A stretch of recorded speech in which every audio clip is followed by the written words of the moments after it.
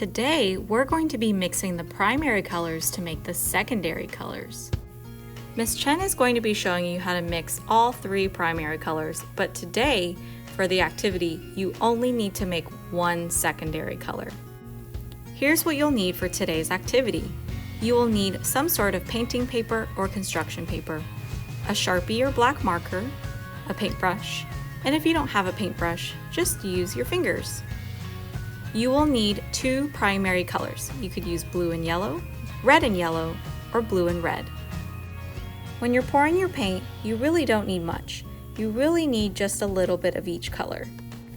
We're going to practice drawing with our finger first. We're going to practice drawing a big circle with our finger, and when we feel confident and ready, pick up your Sharpie and draw a big circle on your paper. Now let's finally paint. Pick up your paintbrush and dip just the tippy toes of your paintbrush, kind of like it's a ballerina, into the paint. You never want to scoop it up like yogurt. Gross. Go ahead and start by outlining the circle with your paintbrush. This just makes it a little bit easier to paint first. And then I like to turn the belly of the brush, which is the big part of the hairs, and fill in all the rest of the space with the paint. Now when trying to mix purple, you only need a little bit of blue. So you can see I'm not using a whole lot. I can always add more blue if I want to. Now it's kind of hard to see in the video because of the reflection, but I promise you Ms. Chen is making purple. If you feel like it's too dark, add some more red. If you feel like there's too much red, add some more blue. What's fun about painting is you can always fix it by adding more paint.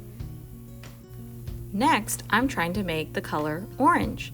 I've already filled in my circle with all the beautiful yellow, and next I'm going to take a teeny tiny bit of red, not a lot, and I'm going to go ahead and start mixing those 2 colors together. Just like when we made purple, if you think your orange is too dark, add some more yellow. If you think it's too light, add more orange. Here's one of my favorite colors, green. I've already filled in my circle again with yellow and adding just a teeny tiny bit of blue.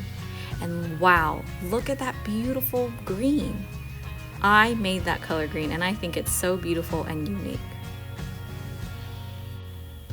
If you don't have paint at home, no problem. Use what you have. You could use crayons or color pencils. I'm doing the same steps in these circles, but I'm using crayons. You're going to start with your lighter color first and then add your darker color on top. If you don't like the color, you can keep overlapping the colors. That means putting one on top of another. So you'll see them putting red on top of yellow, and I might even add a little bit more yellow to make it look more orange. I'm adding yellow in another circle and adding a little bit of blue on top of the yellow to make green.